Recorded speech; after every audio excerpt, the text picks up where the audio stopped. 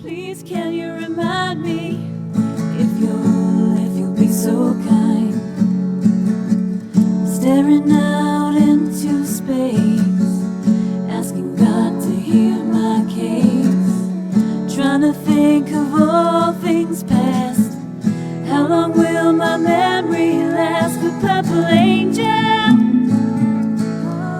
purple angel, purple angel, you're next to me. Well, hi everyone. Welcome to Alzheimer's Speaks Radio. Today we're going to be doing a video interview. So if you don't want to listen to just audio, you can watch us live here. And I know this is going to be a really exciting conversation.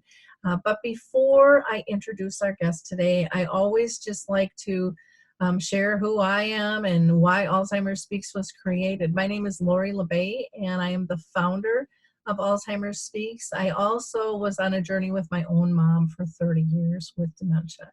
So I get the frustration, the fear, the exhaustion, the loneliness that you can feel at times with this disease, but I was lucky enough to find that other path, that one of joy, of purpose and interaction and life lessons that have been life-changing for me. And so boom, that's why I'm doing what I'm doing now, is to try to be able to connect you to services, products, and tools that weren't there for myself, my mom, and our family. And I think it's just so important for us to stay connected. On Alzheimer's Speaks, we're all about shifting our dementia care from crisis to comfort. And we hope you'll join us on that journey by liking and clicking and sharing so this information can get pushed out to others. We are also known as a media outlet to help people expand their brand footprint by leveraging all of our platforms that we have. We also want you to know that everyone is welcome on the show. We all need to share our stories. We all come from a different place. So today we are going to be talking with two lovely ladies that are doing some really cool work. And so I'm very excited to introduce you to Dr. Mary Kay Ross. She is the founder of Brain Health and Research Institute. You know, if you follow her career, she has been very much involved in an extensive career in trauma medicine.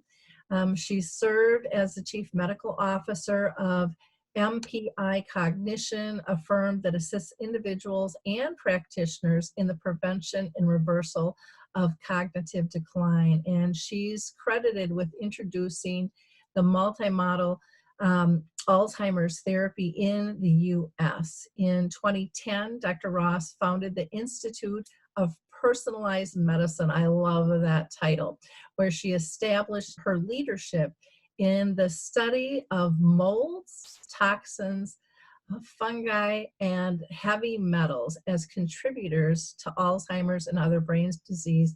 And you've probably heard a lot about all of those things, and they kind of keep getting pushed down, but they keep coming up. And so we're gonna get the down and dirty of how they work together. So welcome, Dr. Ross. How are you today? Thank you, Lori. I'm doing great. I'm very excited to be here today. Well, good. And next to you, your sidekick is Kerry Mills. And Kerry has actually been on our show before. She is a master certified health coach and the co-author of the award-winning book, I Care, a handbook for care partners of people with dementia. She is also the author of Serving Residents with Dementia. Kerry has appeared on CBS with Dr. Mac Gomez, who is an award-winning medical correspondent, and also on PBS NewsHour. So welcome, Kerry. How are you? Oh, I'm awesome. Yeah, thrilled to be here with both of you. Well, good. To start out, I always like to ask everybody if they've been personally touched. So, Dr. Ross, if you wouldn't mind sharing if you have been personally touched by family or friends. I actually have no one in my family that's ever had Alzheimer's, but I have been personally touched by illness. And so really that's what transformed my medical practice, my career, from more of a conventional medicine doctor to functional medicine. And I became particularly interested in toxins because that's really what affected me. And then when I realized, I actually was introduced to Dr. Dale Bredesen, who was talking about inhalational Alzheimer's, which is Alzheimer's that can possibly be linked to mold exposure. This really fascinated me. And that really is how I got started in this journey. It's my passion. Okay, great. Kerry, how about you? Yeah, so as I've shared with you before, I actually haven't. I'm grateful that I haven't, and yet I feel as though I've lived and breathed this with so many families, having sort of worked around the clock with people, that's sort of been my exposure. And so I've actually had a really pleasant experience with people with this condition for so many years, which I know also is sort of unique. But no, nobody in my family, nor have I experienced any of this. Okay, great. Mary Kay, is it okay if I just call you Mary Kay? Absolutely. Okay. Why don't you tell us a little bit about your approach to treating cognitive decline, and what are some of the underlying causes that you've identified that impact the brain? Sure. No, I'm happy to talk about that. So we realized, because there have been over 400 different drug trials that have failed, that Alzheimer's and cognitive decline actually have many different causes, many different drivers. And I think when you think about the world that we live in, it makes sense. We've really created a very toxic world. And so in looking at this disease, it affects so many people, and the numbers are just growing by leaps and bounds. And we know by 2050, we're going to be in trouble if we don't have some sort of a solution. So the way that I approach it actually is using a multimodal approach. So looking at lifestyle, it's lifestyle medicine, it's functional medicine. And then as a physician, as I alluded to, I'm really interested in toxins, and I'm interested in looking at what the root cause of disease is. And this is a chronic illness, right? So we think this happens decades before we know that it's here and that it's really landed. So I'm interested in looking at what kinds of things may have occurred in people's lives that have spawned this. And I think it's a mixture. Our body is all one. So when we're exposed to things and we live perhaps in an exposure for years, it affects other things. So our hormones go down. Our thyroid will be off, which is a hormone. Certainly nutritionally, we're affected. We might have leaky gut. I think everybody's really heard of leaky gut these days. And there's definitely a brain-gut connection. Serotonin, one of our major neurotransmitters, is made more in the gut than it is in the brain. So with the leaky gut, it affects our immune system. And so we approach this by looking at diet. And when we look at diet, we want to clean it up. We want to remove all of the processed foods. We want to focus more plant-based, but we don't, we're not encouraging veganism or being a vegetarian per se. We want to remove processed foods, remove sugars, simple sugar. And we do encourage more of a ketogenic approach. Not the kind that you would find online. So no cheeseburgers with more cheese and more hot dogs, but a clean form of ketosis, because ketones are actually proven to be the ideal source of fuel for the brain. And we want to allow the brain to heal. So we encourage a ketogenic approach, and then we switch it. Once the patient has become metabolically flexible, we can then switch the diet and encourage more carbohydrates that are vegetables and clean foods. Exercise is a big component. We know that when we exercise, we increase BDNF in the brain, which is brain-derived neurotrophic factor. And we know that patients with Alzheimer's and patients with cognitive decline, even TBI, they all have less BDNF. So if we can do anything to encourage a brain to function better and to actually make the things that it needs to nourish itself back to health, we do that in a natural way. Sleep is important, and many, many people, as they get older, have sleep problems. So we approach it by looking at, number one, do they have sleep apnea?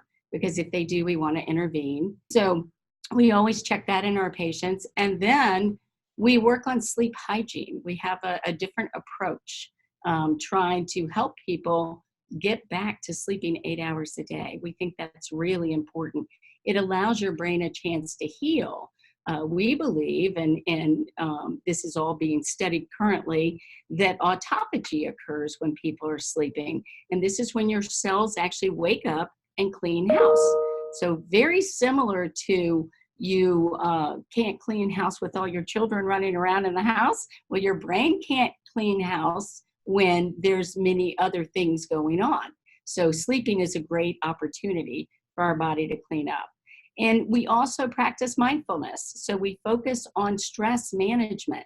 You know, Lori, I believe that stress is something that really is just as deadly as smoking cigarettes or drinking too much alcohol or eating really bad food. So we find that as we get older and as we get sicker, we deal less well with stress. So we teach people how to use mindfulness, and that's a big part of our plan as well.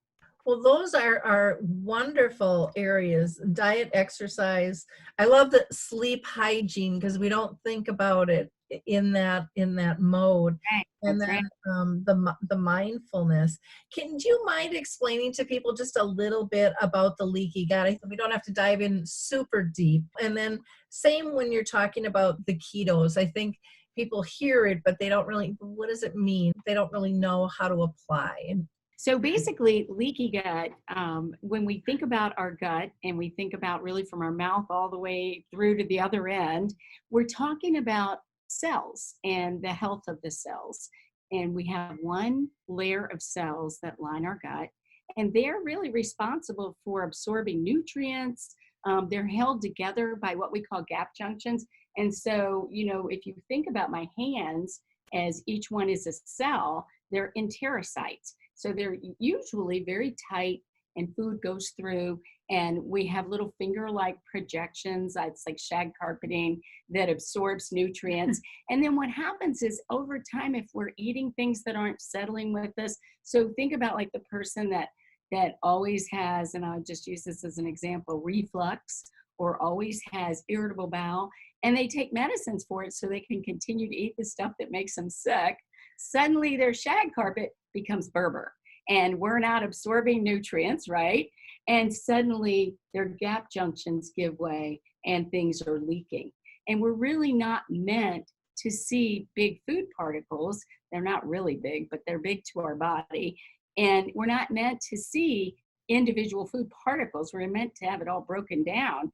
And so our body sees this as an offender, and we build antibodies against it.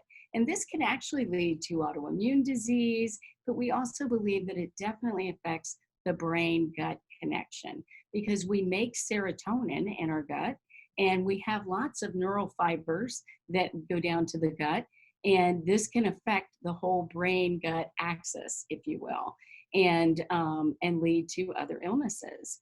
So really, the gut health is prominent. It's the number one thing that we look at. We want to make sure in anybody, in children, you know, children that have eczema and allergies and all these things, the first thing you do is heal their gut. And so that's very important in all health and in functional medicine. So when we talk about ketones now and the brain, when we're babies, we actually are in ketosis initially. But as we go through life, think about the standard American diet or the SAD diet. We really rely on sugar for our fuel, okay? So we eat high carbohydrates that turn to sugar. We eat processed foods and things with sugar. And what happens is that's not the ideal fuel for your brain. So it's not the ideal fuel for membranes. And the brain, it's all about membrane health.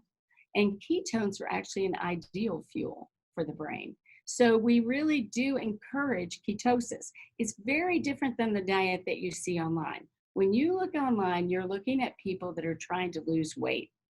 And we're thinking of things like the Atkins diet. And honestly, I don't know that I think those are the healthiest of diets. So when we're approaching this, we're trying to relieve inflammation. We're trying to eat more anti-inflammatory foods. We're trying to consume really healthy, brain healthy fats, because we know that the brain needs good fat to heal. And we're trying to give sort of an ideal situation for brain healing. So we do encourage ketosis, especially in the beginning. We look for ketone numbers ranging between 1.5 to 4. And when Dr. Bredesen, I used to work with Dr. Dale Bredesen as his chief medical officer. And in the beginning, we thought that 0.5 was going to be a good range. It's not enough. So we really push it up to 1.5 and 4. And then once the person becomes metabolically flexible and they're staying in ketosis, for most of the time, and we don't really encourage those levels like all day long, then it's time to start adding color in and adding good, healthy vegetables that have a higher sugar count and that are starchier, that most people think of that they can't eat when they're doing the ketogenic diet. So really, our diet is a little different. It's more plant-based. When we encourage people to eat meat, we encourage it to be sourced properly. We use a lot of salmon. We try to eat cleaner fish that don't have high mercury levels. And then we try to avoid a lot of red meat. And when we do eat red meat, we want it to be pasture raised and it's just a clean sourcing of food. Wonderful. That was really helpful in terms of breaking that down. It made a lot of sense, and I had to giggle when you said the SAD diet, the standard American diet with sugar. It's like, oh my gosh, what an acronym that one is. So, Mary Kay, can you tell us what are some examples of your treatment plans? Can you give us some specifics at all, like sleep hygiene and some of the things that we mentioned? Sure, absolutely. So, the way that we start with patients, we really do a deep dive and we look at their whole life and we do a thorough history taking.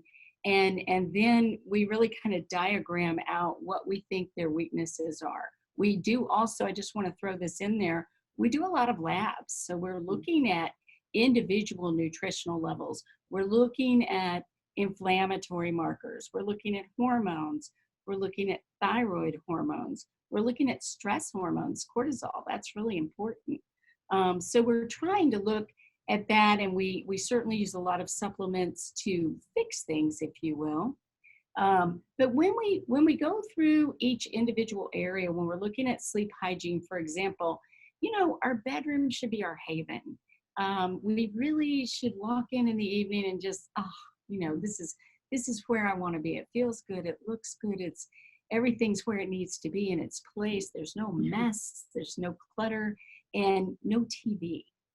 So that's a biggie. And so we really, it's a winding down of your day. You can't sit and watch TV and the news and the election information and all these things and then just go to bed and sleep. You just can't do that.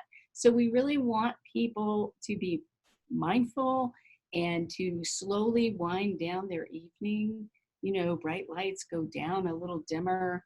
And then if you're inclined, you can take a nice hot tub, light some candles, play some music and relax, put some Epsom salts and bath, oils in and use some aromatherapy, because all of this helps kind of set the stage. But bed should just be for rest and not reading, not playing games on your phone or your iPad. And then the whole EMF thing is a whole nother story that actually I'm really starting to pay a lot of attention to. But that's sleep hygiene, really. It's waking up refreshed and approaching your life from a mindful way and a mindful perspective. And I can say at one time I was really good at that, and I'm kind of fallen back in where I'm checking my emails, I'm looking at the news, I have the TV going on. I'm doing everything wrong, Right, right. It's And, easy to do, though, right? yeah, and there we- really is a huge difference. There is just such a huge difference where, I was at one time in a really good practice of doing some meditation, lighting the candles, and just being grateful, for my day, and then going to bed. And it was like, I slept so much better. Why did I stop? I really need to change that.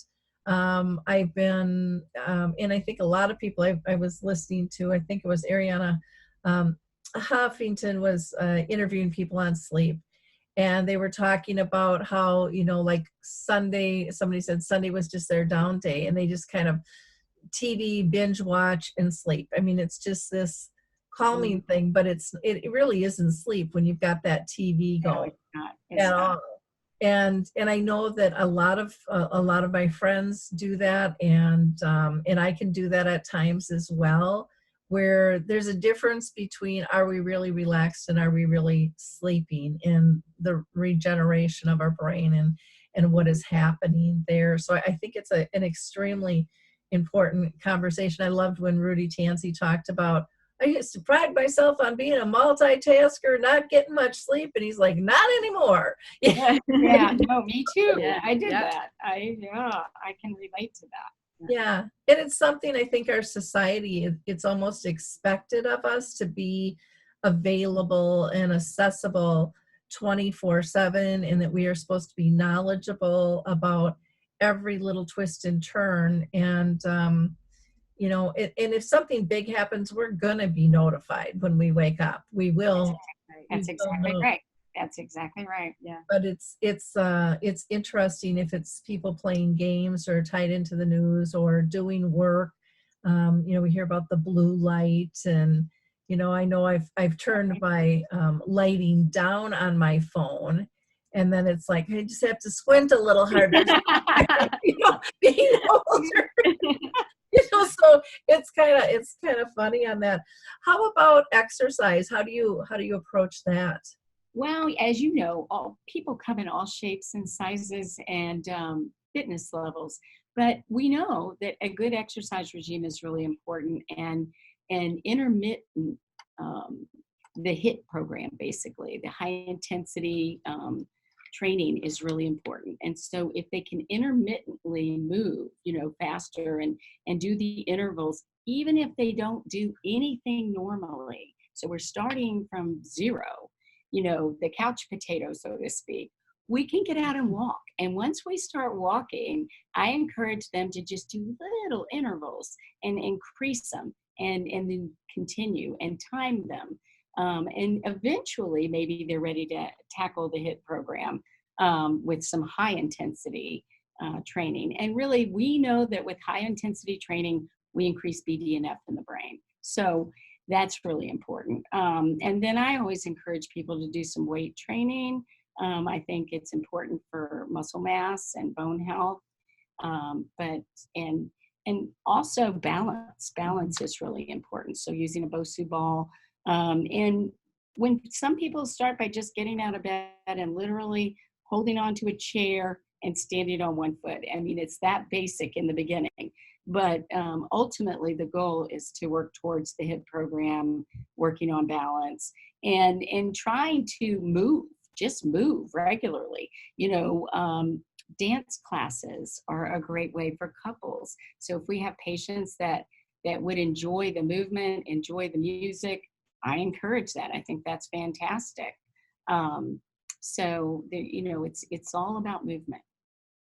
Well, and it's so interesting. I mean, I sit and I look at myself and go, yeah, just walk. Because I sit in this chair and I'm plugging away on my computer and I'm busy all the time, but I'm not moving. And I know that even if it's just going up and down my steps in my house, would even help.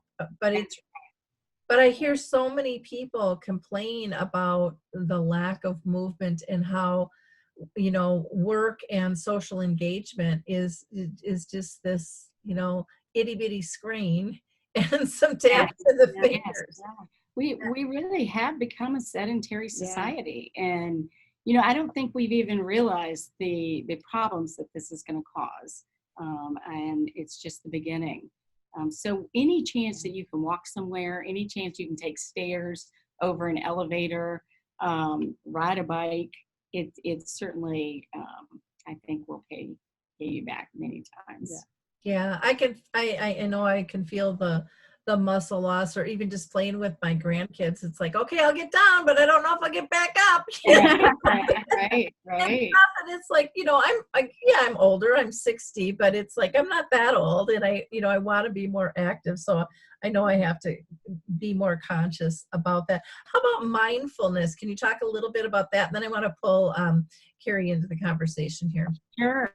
So I think mindfulness is crucial. And what does that really mean? I think it means living in the moment. I think it means being gracious and being mindful and thoughtful about how you live your life and how you feel about things.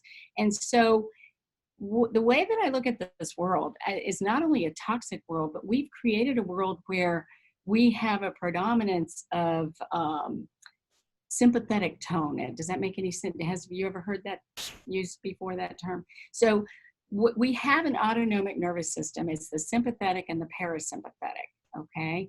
And parasympathetic is kind of like where you kick back, chill out, rest, digest, okay? So physiologically, things change as well when we're talking about parasympathetic and sympathetic. Sympathetic tone that's your fight or flight, okay? If, we've all heard the stories, like, I've never seen this, but where a car falls on somebody and a skinny old man runs out there and picks the car up, okay? How did he do that? His fight or flight, his sympathetic tone kicked in, and his adrenaline flows, and his cortisol went up, and so it's all physiological, but it affects our brain. So then fast track to the world. What do? We grab our dinner, we stand there, we're eating it as we're jumping in our car, right? Driving down the road, whether you're driving carpool and picking kids up, I used to work in the emergency room, so I'm eating as I'm running down the hall and doing this and doing that and getting this going and that going, and you're not taking the time to fall into a parasympathetic tone. So guess what's happening? You're not digesting your food. And suddenly, I think this is also a big factor for leaky gut and for chronic health problems. And then we get into this mode. It's almost like a lawnmower engine that gets stuck in and it's idling fast. And we need to actually intervene. Well, when people get sick, and especially with cognitive problems, cortisol is toxic to your hippocampus. It's going to make it go away. And so we really have to work on this. Some patients are better than others, but some people come in and stress really is the driver of their disease. And when you start really interviewing people and you listen to stories and you start looking for causes, a lot of times there's this horrible, stressful event. And we really have to go back and retrain them. So I am a person that really needs, I need to be able to see the success that I do. So I'm kind of a type A personality that's really worked really hard to calm down. And so we use things that give us some biofeedback. So some people can sit and meditate, and that's great. But when you take somebody who's already sick and they've kind of gotten in this habit, they don't sleep right, they're not mindful about their life, then we really take them back and we use things like a Muse Headband. I don't know if you've ever heard of that, but it's a very interesting thing. It's a headband that you wear. It reads your brain waves, literally, and it's something that you can use the biofeedback from that to understand if you're achieving parasympathetic tone. You actually get birds, you collect birds. So, for example, you might have it downloaded on your phone and you put your little earbuds in so you can listen to your phone and you're hearing the rain, and the rain is falling. You go like in a tropical forest and you close your eyes and you breathe with it, meditate, and all of a sudden the rain goes away. You've controlled the weather, you've quieted it down with your brain, and you hear the birds. And so I use this with patients. Sometimes it's my patients are progressed and they can't really do that. And then we do other things. We use heart math, we use pink noise, There's all kinds of programs online. Calm is a great one, and apps. And so we really work with patients to try and achieve this. We think that meditation classes are great. You know, there's just many different avenues to approach it. But it changes everything. It changes digestion, it changes sleep, and it changes attitudes, and it changes neurogenesis and neuroplasticity. So. Wow, that's pretty fascinating. Kerry, how are patients responding to these types of treatment plans? So actually, I was thinking about this person that we met this in the last couple of weeks, and some people, you know, so I mean, there's a lot of things we just covered, right? But to this one in particular, it was a gentleman that was sort of like, mindfulness, that's like, I'm not, you know, that's not my thing, basically. And so we talked about what he does do to sort of be mindful, and he was talking about using like playing a game on his phone. So I said, okay, for fun, let's set up the headband and let's track it. Let's see how you do while you're playing your game, right? And of course, I expected him to fail miserably because I didn't expect that he's going to be successful. And he ends up getting 6 birds in a 3-minute time frame, which isn't bad, right? I mean, I did a woman this morning, she got 2. So I mean, 6 was already better. So he was sort of like, yes, I'm going to go to Dr. Ross. I'm going to tell her I can play the games on my phone. And I'm like, great, I've just created a small monster, but whatever. I mean, if it works, right? So I said, okay, well, let's, for comparison purposes, why don't we see how you do if you actually like kind of just think of something mindful rather than playing your game. And it turns out that he's a hiker, and he has this particular spot that he goes to, and as he comes over the curve of the mountain, he just, you know, the world kind of opens up to him. Anyway, so I don't find this out until after we see that he got 24 birds in a 3-minute time frame. And it was sort of like, and then he was like on fire about it. He was like, isn't that amazing? And he just kept talking about what he saw and how positive this was. And his stress is somebody it's super high for him. And so it ended up just like, to this point, it sort of opened up this conversation about, you know, it's not necessarily just for people who are into that sort of thing. You know, this is real. That's something you do every day. I mean, that's something that you do on occasion, but it's something you need to think about more frequently, because look at what it does for you, right? So, I mean, that was just for mindfulness. And people, for the most part, are actually, there's parts of it that they get overwhelmed with, but that's where our team comes in. I mean, we're not like, here's what you have to go do and go do it on your own. That's where we as a team, like, we support people through this journey, because it would be so hard to do it by themselves. And we want people to be compliant, obviously. There's some things for, you know, some people come in and they love food. And so they can't wait to figure out how they're going to figure it out, everything out. And then we have other people that are like, he retired 20 years ago and I retired from the kitchen 20 years ago, and we go out to eat. And we're like, okay, then let us help you find restaurants that will be of value for us. Or how do we help you have like quick recipes that you can just pull out of the fridge and put on the table, right? Like, our whole goal is to sort of meet people where they're at and then help them accommodate from there. And so, and that's where that coaching component really comes in, and where Dr. Ross is talking about with this really like specific to each person plan. It's not really just like, here's what we know what we need to get to, but depending on where you start, that's going to look different. So the thing is, people like it, right? Because for the most part, you know, you take Alzheimer's disease and you take mild cognitive impairment, and you take just the fear that my mom had it and I'm going to get it. And one of the biggest things, as you know well from just doing this so well with your mom and all the people that you've met along the way, people feel helpless, right? At the end of the day, people just feel like, there's nothing I can do. And so they oftentimes create problems, right? In trying to make things better, or they themselves just, you know, kind of fall into this desperate state. And so what's awesome about what we're doing is we're not just asking people to like spin their wheels. We're like, no, it's going to be hard, but at the same time, like, you're going to see results. And so it's fascinating. And that's sort of like the hope that people live on. And then, right, they have these moments. I was talking with this one lady, I'm obviously one of the health coaches that follows up with people weekly. And she said, you know, I don't know if it's psychosomatic. And then she starts telling me all these good things. And it's like, it's not psychosomatic. That's the reality. First of all, you're not living in the same fear spot you've been in, right? In this depressed state, like you're optimistic and you're being proactive, and and that's so funny. You're actually doing better. Now, you might have bad moments, you might have good moments, but that seems to sort of be like a recurring thing that I'm starting to hear people say, like, yeah, I'm not sure if this really happened, but, and then they go into something that's like positive. So. Well, and I think giving people, a space where they can even talk about this, where they start to consciously care, not only for their person that they're caring for, but for themselves, in terms of how is this journey affecting me along the way. And, there's so many things for us to take in, and there's so much information out there. Having a coach and that safe place. I was smiling when you were talking about, well, I don't know if it's this or if it's that, but they're starting to use the terms, and you can just from when you were talking, you could just feel the penetration and the change.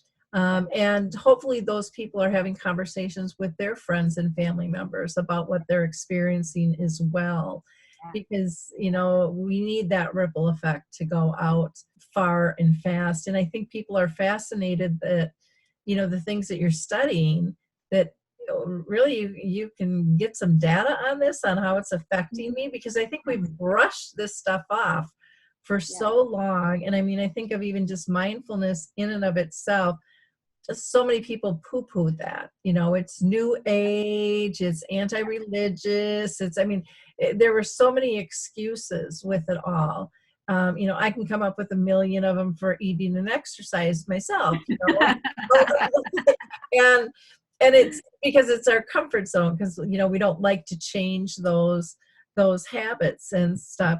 What are some of the obstacles, Kerry, that you'd say are pretty common for people to face, especially initially?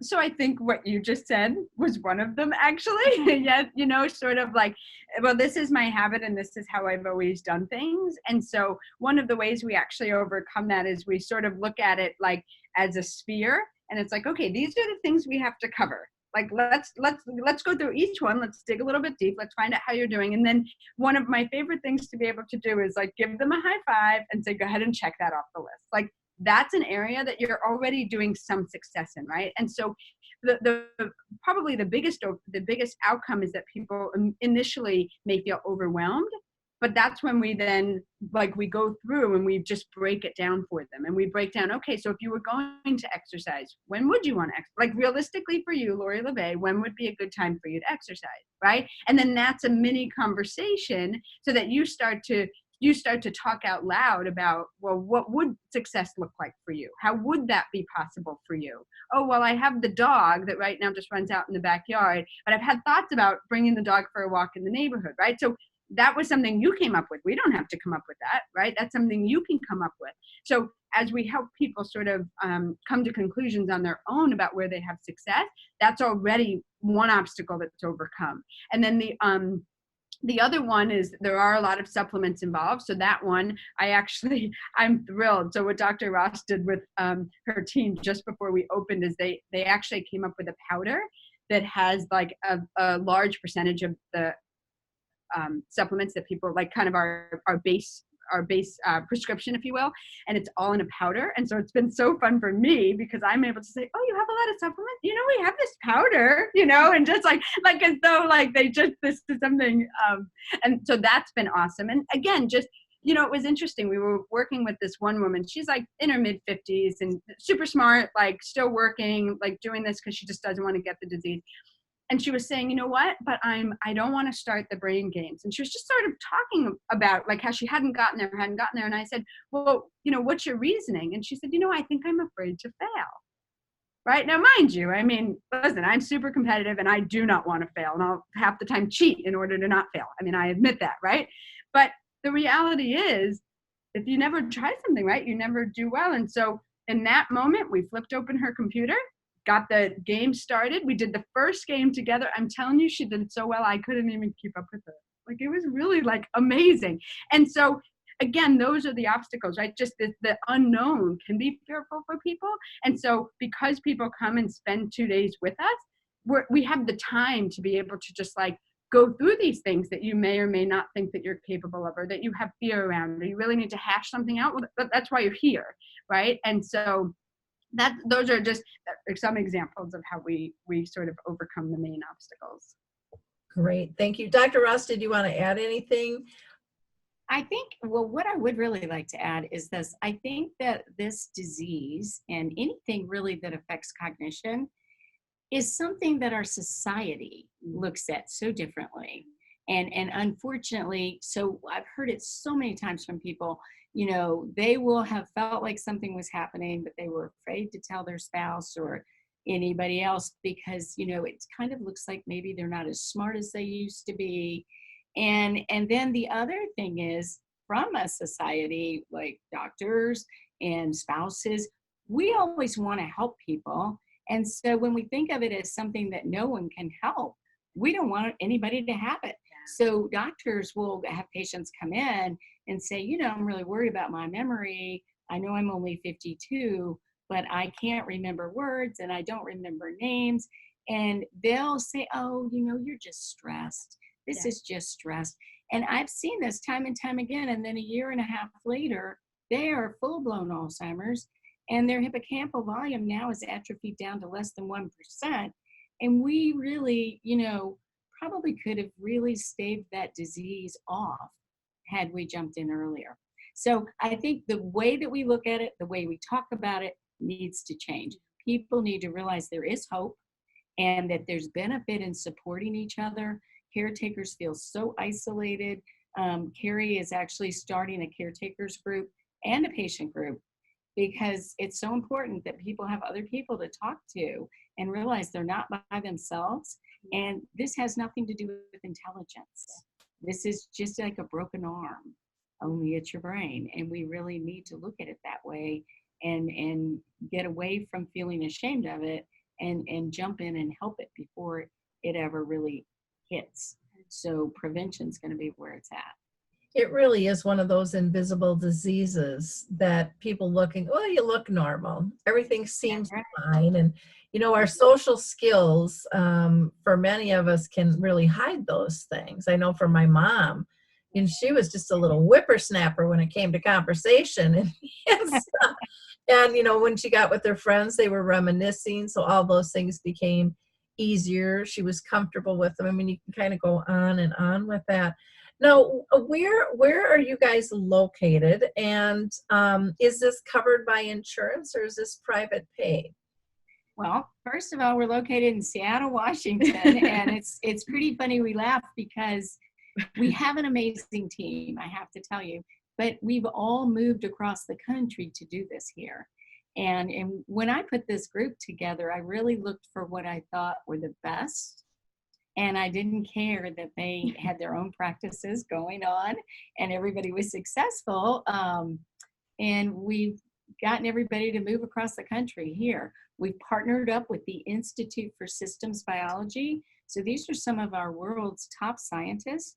And we actually meet with them every 2 weeks. We sit around a table with scientists, a whole team that work on our patients. And we talk about biomarkers and studies that we're doing. And we have several studies actively going on. And our patients come for 2 days at a time. And when that's their initial evaluation, we have a neuropsychologist that does testing. And then we have had all the labs done prior. We've had the MRI done prior. And I have another doctor on staff with me. And we have a chef. We have a teaching kitchen. And we have a registered dietitian nutritionist. We have other health coaches. And Kerry really is the glue here. She does an amazing, amazing job. We do not have insurance covering the program, but we do have insurance covering labs. We have the MRI covered by insurance. We try to cover as much as we can.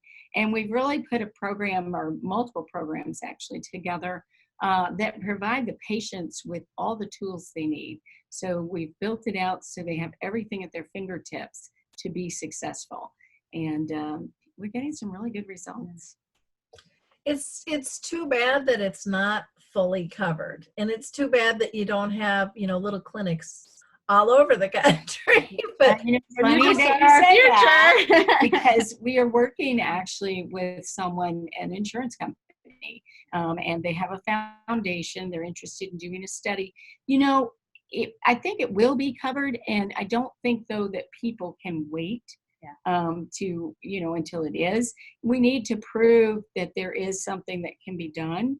If we had a pill, for example, that stopped the progression of everybody's cognitive decline, do you think that would be important? Yeah. So we can halt the progression. We're not a cure. We do make, it depends on how advanced things are.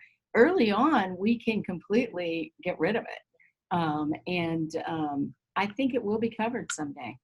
I do too. I just wish that day was here already. You get, and Kerry knows this too. You get so connected to people that you meet and are just brilliant, and they so bad want resources, and not all of them can afford, to fly out or to pay on their own. But I think this is, I'm so glad that Kerry and I touch base to hear about what you're doing, because I've so respected her work, and I can tell just by talking with you, I'm just thrilled to death about what you're doing. And this is really, really exciting stuff. Is there one story, Kerry, that sticks out to you that was really a success story? You shared a few things with people, but anything else that sticks? So just to backtrack for a second, I had started doing this work in New York, right? And so my biggest challenge was that I really wanted to be able to have the whole team. I wanted to be able to work alongside a physician that was just, breathing this in and out, and so I had brought a patient to Dr. Ross. That was how we actually met. We actually met like this. We met on a Zoom call that was 4 hours long. And so coming here and getting to meet, so many of her patients already, as we're sort of bringing everything together. There's a couple of them. I without names, we had a patient who was here a few weeks ago, and they've been on TV, and they are Dr. Ross's patients. She's done an amazing job with them over the course of the last few years. And this was a woman who I wouldn't have known how debilitated she was. There was no way for me to know that, because she was functioning so independently. She was somebody who, as I understand from her husband and from Dr. Ross, she was just somebody who was kind of completely, apathetic. She totally flat in her demeanor, not engaged at all. And you would have had no idea, to the point that I ended up talking with the husband, so should we talk about learned helplessness? Because I think your wife actually can be doing more. Yeah. But he's gotten so accustomed, and he was like, duh, yeah. And then I would watch her in her moment by herself, and she's paying attention, and she's following directions, and she's having a conversation, and she's laughing, and he's sort of a huge personality. So I needed to extract her from that. But then just watching her follow conversation and give her 2 cents, it was nobody would have known how declined this woman had become. I couldn't know it because I never saw it. All I saw was this new and improved version. And the cool part is it's actually affecting their whole family. It's affected her husband in a positive way. 2 out of her 3 children. They're all sort of on this prevention path for themselves, in a positive way. It's affected all of them. And so when I get to meet people like that, I just sit there and I'm like, it's mind-blowing to me that I would have met you down the road, or I would have met you where Dr. Ross met you, but there was 2 different paths for you to take, and you took a path that's incredible. So yeah. Wow. Yeah. How about you, Mary Kay? Any particular one that success story that stands out for you? Oh, yeah.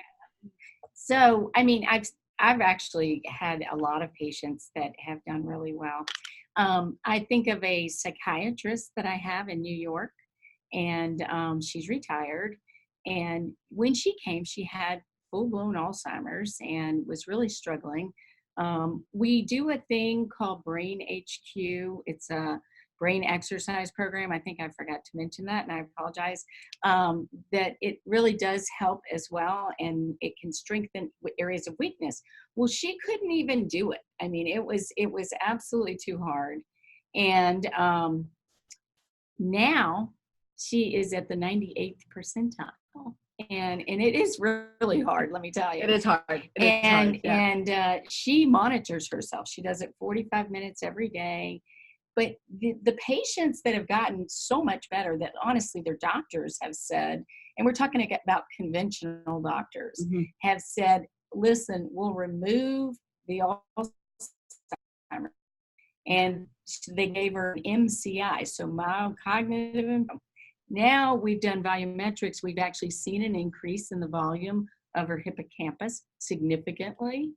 And she's doing great, but she's still coming to Seattle because what they're doing is they still have these little lingering problems, things with visual spatial problems or mathematics. And those are things we're working on. But yeah, we have people, and you know, I have to mention one other thing because I have a lot of people ask me, how do you know when someone's too bad to help, right? So this is as long as everybody's on the same page, I don't know that there's ever a time it's too far along. And what I mean by that is this. I've had patients who literally we couldn't test them for neuropsychological testing because they were unable to do anything. They couldn't speak, you know, nonverbal, being led around by her husband. But today, she's still at home with her husband 3 years later. You know, she sleeps at home in her own bed. She sings a little bit. She can read some children's nursery rhymes. And she's continent. She's continent, yeah. And they dance together. They ride a bicycle built for two, and she kayaks. So to me, at the end stage of Alzheimer's, if we can do that and keep you out of a home, and your family can still enjoy you and live with you, and you can live your life out there, I think that's a win. So I think when you look at this disease, you look at this program, there's a lot of applications for it. And you have to just understand and be very candid with where you are and what we can do for it. Wow, those are incredible stories, and really gives great hope. I just I'm kind of at a loss for words. You know, it would be just so nice to have. I mean, we look at all the money that's put into, you know, the pharma. And if we put more into this to be able to test it and study it, to push forward, only seems to make sense. And yet, yeah, I know that that's a tough one to do. Are you doing anything on a like nonprofit level where people can donate? So we haven't done that yet because we've only been open for 5 weeks. I'm still in a temporary office. My build out was just finished and I'm moving to tomorrow and today. But this is a plan that we have. So on a very, very basic level, we've agreed, most of us in our team, to donate $200 of our own money every month to a fund. And then once we get our build out finished, we're going to have some retail. And we were going to take some of the funds from the retail and put it in a fund for patients.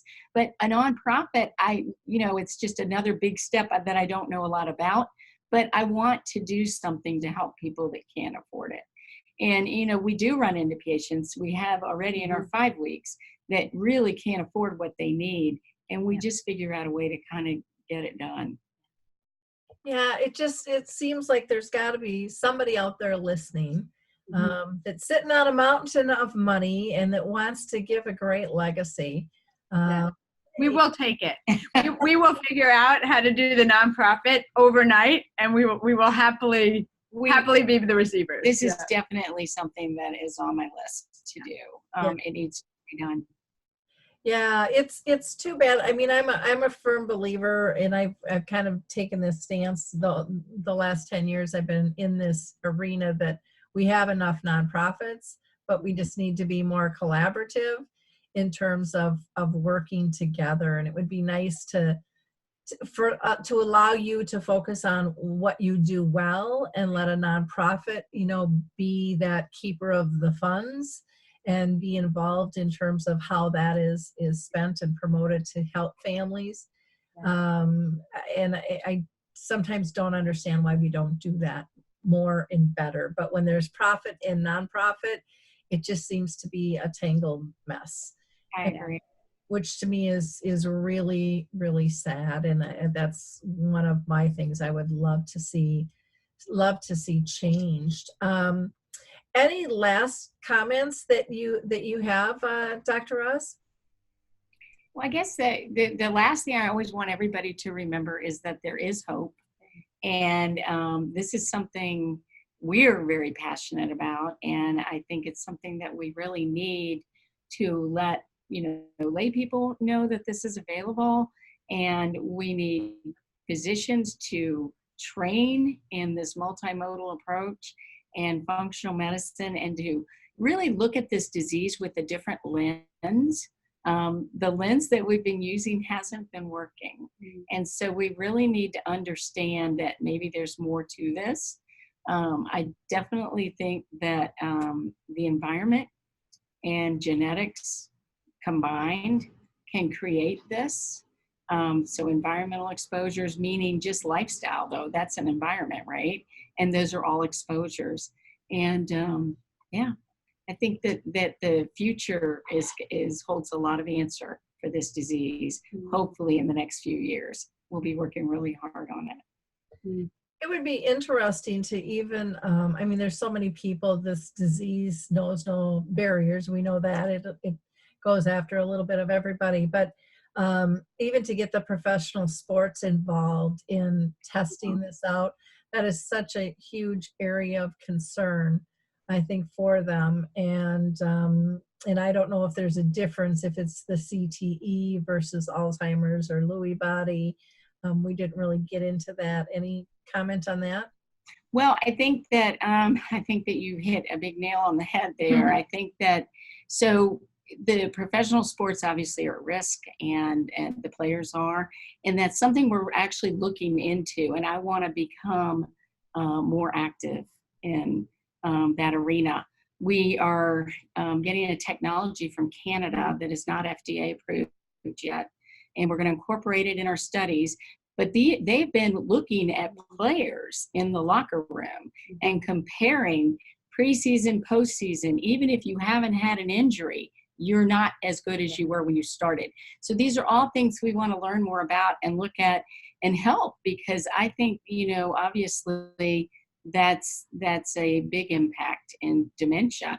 And then as far as Lewy body, frontotemporal dementia, we have patients with all of these, and we look at all neurodegenerative diseases. And some of the treatments are slightly different in the protocol, but really it's a very similar approach, and they all have different causes. It's not that you can say one cause for this disease. So it's something that's definitely in our wheelhouse. Now, one thing I just want to clarify, because you had mentioned that you've only been open 5 weeks. You've been doing this work much longer. Years. Okay, so I just wanted to clarify that, and I probably should have done that earlier for people. But to know this isn't we did excellent results in 5 weeks. And yes, no. I've been doing this for years, and what I've done is I had the opportunity to actually put a team together and work with the scientists, and I feel like that's essential. So that's really what brought me across the country from Georgia. And Kerry came from New York, and Dr. Locken came from Alabama, and Dr. Whiting came from Savannah. So we've all, made the trek to get here and work alongside science. So we're really excited. Wonderful. Kerry, anything that you would like to add? Well, first of all, from both of us, we just want to say thank you. We're thrilled to be with you. And I think, as a regular lay person who's walked this line with families and, so many professionals, I know this all sounds too good to be true. And so 16 years, I preach the same message that so many people are. And I was skeptical of everything that would have come across as, this could be helpful, because it flies in the face of everything that you hear every day. but the reality is we're seeing it, we're living it, we're breathing it. Like, we aren't people who would be able in our own soul to be able to sit here and tell you this if it actually didn't happen in front of our eyes. And so I would say, you know, your current state may not have to be your state. And so if you want to fight it, if you're tired and you can't, we get that too. And, you know, no judgment there. But at the same time, if you want to fight it, then call us. Like, we want to help you through this, because we know that there can be a different ending for you. And so we want to at least tell you what that looks like for you, right? And be able to have that conversation. So I would say that we want the skeptics to call, we want the hopeless to call, you know, I mean, we would want anybody who's like just even giving this any thought. Like, we would love to be able to work with people like that. So yeah, I say to myself, basically, you know, a handful of years ago, pay attention. It's worth investigating. You know, things change, science changes, we learn new things. And so be willing to take the risk here, because it's worth the risk. So one thing I want to clarify is, you said, you know, they come out 2 days for the initial study. How often do they have to come back, or can things be done via video conference and things? That might be helpful for people to know too. Well, Yeah. one of the reasons that we chose the 2-day thing, because we really all, you know, worked together to decide what we really felt like was important. People aren't very good at judging where they are cognitively. Their spouses are not very good at it. And so I decided that we aren't going to sign you up, let's say, for a prevention program, and maybe you're not really prevention, you see. So what we've done is we have a series of programs, and it's like a sliding scale, if you will, because I believe that this disease I really believe that you start with SCI and MCI, and I don't think doctors even are all that great at determining where you are. So we want to see you at least and in person, and we're actually taking our team to Atlanta to see patients over the holidays, because your we're small be, mini you know, clinics are so we're starting, trying to make this accessible. But so they come for the 2 days, and they really get a very good foundation in everything, and we get to evaluate them thoroughly. And at the end of it, we have a program that we suggest. It certainly can be changed somewhat, modified according to the needs. And then we do it via telecommunications. So we do Zoom. If they're in town, they're welcome to come in. Some of them want to come back every so often. We had someone who said, well, I will come, you know, about every 2 to 3 months. And I said, okay, welcome. From California. So, you know, we're open to whatever works, but we feel like it's so important that we get the right diagnosis up front, and that we can really, you know, say we did our very best to figure out exactly where you are in the spectrum, rather than assume that you know what you're talking about and have you sign up for a program.